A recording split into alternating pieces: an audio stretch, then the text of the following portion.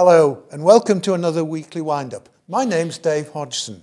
Now, it's the fourth year in a row that Kirklees Council has held an event showcasing services that help people with autism. Over 50 organisations got together at the John Smith Stadium to talk about their services and other information and advice for children, young people and adults, and also support for family and carers.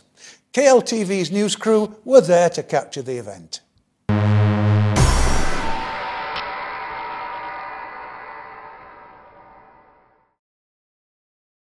This is the fourth year that Kirklees Council has held the Autism Show.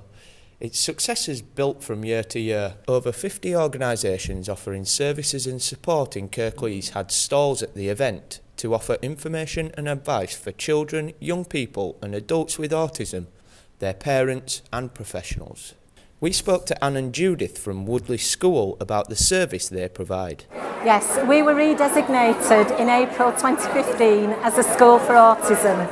We're a local authority school, so now we're becoming a school just for children with complex autism from 5 to 19 years old. Our aim is to give children with complex autism a school where we can look at the holistic child and their families. Judith supports parents and families in our school. From today, I think that people are aware of what Kirklees School and College is and the difference between Kirklees School and the other special schools in Kirklees. Children with autism can go to mainstream school and do very well. They can go to special schools and be fine, but then the ones that come to us are the really complex children who needs a very different environment, curriculum and expertise of staff. I think there's a place and a different place for different children, and it's which place can meet their needs, their individual needs best. And we want to make the best facilities for the children that come to our school so that we can help support them and their families.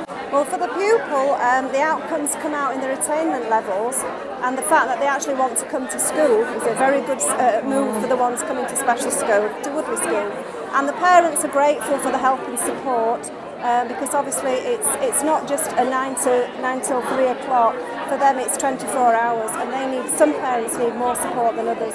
So it's nice to have a friendly face to speak to and to share any difficulties and receive advice and be able to signpost them onto the other services that we have available in Kirklees. Hi, my name's Nicola, and I'm a broker from an organisation called Imagineer, where the National Brokerage Network are brokers for the north of England. So we work with a wide range of families and individuals, accessing personal budgets and personal health budgets, and it's about people taking the choice and control around their assessed support needs and shaping their life up in a way that makes sense to them, rather than a kind of service-led approach. For us, I think it's about kind of spreading the word about who we are, what we do, what we help people to achieve, but mainly to let people know that anything's possible really, and that you can direct your own support and you can live your life just as we all do. A positive outcome for somebody that came and used our service when they're living a life with choice and control, a good and a happy life,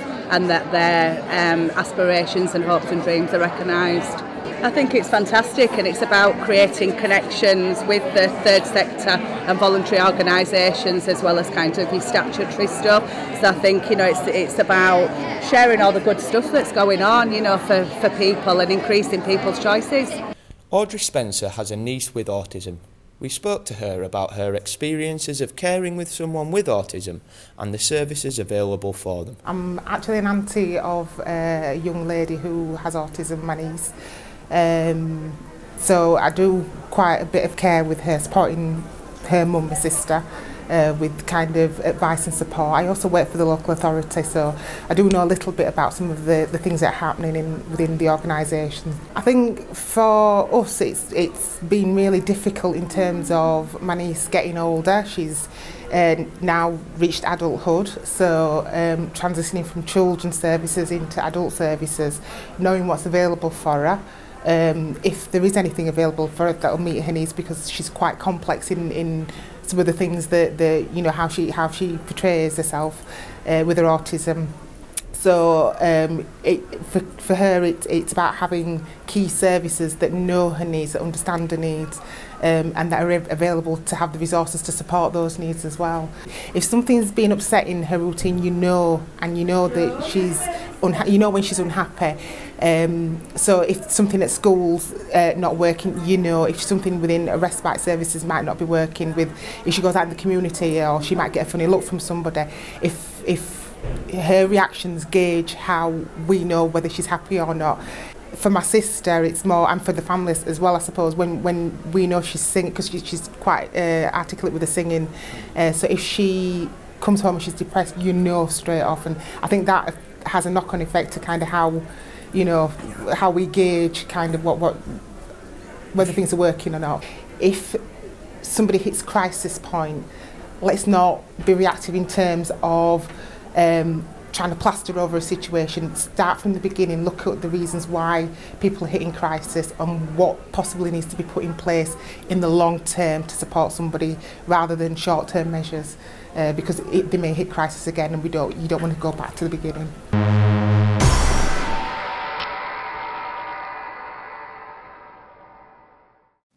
The Kirklees Council Autism event held last week at the John Smith Stadium. That's it for this week. Hope that you've enjoyed the programme. Dave Hodgson signing off, saying thanks to the crew for putting it all together, and stay lucky.